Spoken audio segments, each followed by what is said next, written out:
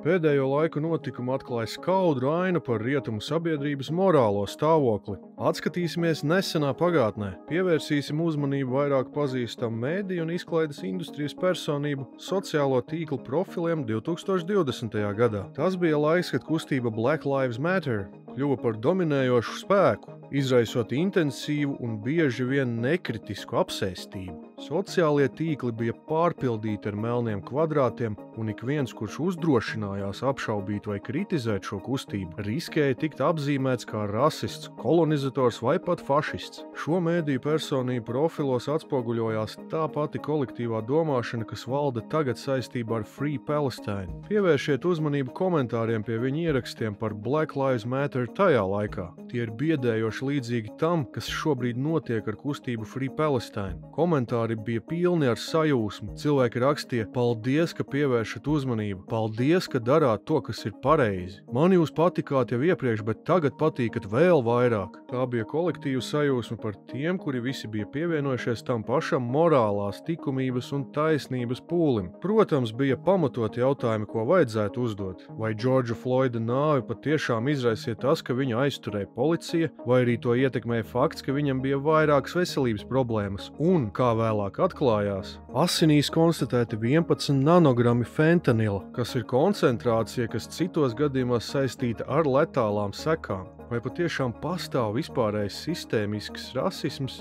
vai arī šis gadījums kļuva par aizdegšanās punktu plašākai sociālai diskusijai? Un ja tā, cik lielā mērā interneta vidē ātri izveidotais naratīvs atspoguļoja situācijas sarežģītību, salīdzinot ar vienkāršotu stāstu, kas ērti iederējās esošajos kultūras un politiskajos rāmjos.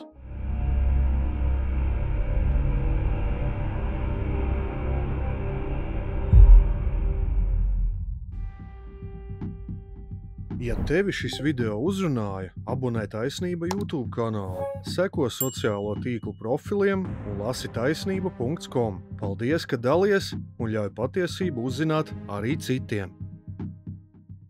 Pārceļoties uz šodienu, daudzi no šiem jautājumiem tagad ir skaidrāki. Ideja, ka visi ir rasisti un ka sistēmisks rasisms pastāv visur, ir vienkārši absurda. Piemēram, apvienotajā karalistē arvien vairāk melnādaino britu studentu piesakās un iestājas universitātēs, kamēr tieši baltie britu bērni biežāk uzrāda zemākus akadēmiskos rezultātus. Daudzi melnādainie cilvēki arī paši ir izteikušies pret šo kustību, atsakoties būt attēloti kā upuri vai definēti caur apspiestību. Viņi norāda, ka šis naratīvs bieži ignorē viņu kopienas daudzveidību, pašnoteikšanos un sasniegumus. What's your thought on Black Lives Matter? Just sounds weird. I didn't know that you put a name on. It's not a name. It's not whatever. It's somebody got shot by police for a reason. I think that the aftermath of Black Lives Matter tells you more than anything that I don't think it accomplished anything. Close to 40 people died in the riots, billions of dollars worth of damage. Black Lives Matter said that black people were being hunted in America, they were being murdered in America, they were being killed in America, and it was all to win a political campaign, which they did. And I think they did a disservice, not only to the black community, but to the whole country. And we've gone backwards behind it, and that there's a lot of damage that we have to repair behind what they did.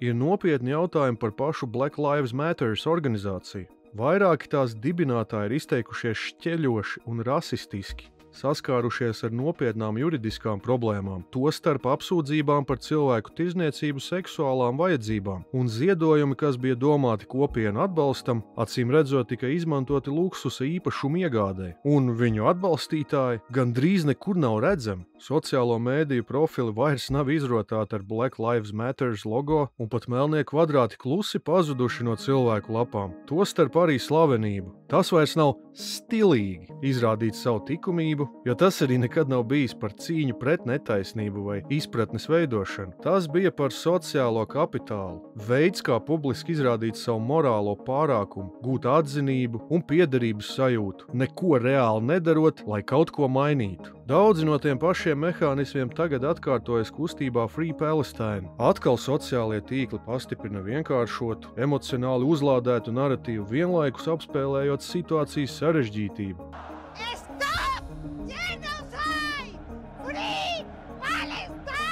Vienas nakts laikā neskaitām cilvēki, kur iepriekš nekad nebija interesējušies par tuvo austrumu vēsturi, pēkšņi kļuva par pašu pasludinātiem ekspertiem, atkārtojot saukļus, kuros Izraēla tiek attēlota kā koloniāls apspiedējs, bet palestīnieši kā nevainīgi upuri. Taču realitāte kā vienmēr ir daudz sarežģītāka. Tas, kas sākās kā solidaritātes izpausmes ar civiliedzīvotājiem konflikta zonā, daudzviet ir pārvērties par atklātu naidīgumu pret Izraēlu un pat pret ebrejiem kopumā. Un gluži tāpat kā Black Lives Matter, arī šī kustība ir piesaistījusi radikālākus elementus. Sauklis no upes līdz jūrai, kas atklāti aicina iznīcināt pasaulē vienīgo ebreju valsti, ir skandināts pilsētās visā rietumu pasaulē. Bieži vien no cilvēku puses, kuri apgalvo, ka iestājas par mieru un taisnīgumu. So I just noticed the signs that you got from the river to the sea, Palestine will be free. What does that mean? Well, it's quite self-explanatory. It needs to be. Well, it's a little bit more complicated than that, isn't it?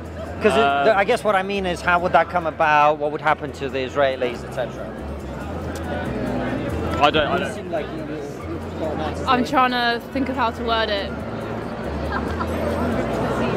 Bet būtībā atkal aicina iznīcināt ebrejus. Gluži tāpat kā nacistiskajā Vācijā. Pat tagad, kad karš ir beidzies, protesti turpinās, atklājot, ka daudziem šī kustība nav par ciešanu izbeigšanu, bet gan par dusmu un sašutumu uzturēšanu. Tā ir kļuvusi tikpat daudz par kultūras fenomenu, cik par politisku kustību, kurā savijušies radikālais islāms, antisemītisms un rietumu performatīvais aktīvisms. Tas viss šķiet biedējoši pazīstams, it kā tas pats sašutuma un likumības signāls scenārijs vienkārši būtu piešķirts jaunai lietai. Vai rietumi saprot, kur ir nonākuši, un vai vispār rietumu sabiedrība apzinās, ka tā ir nopietna vērtību krīze?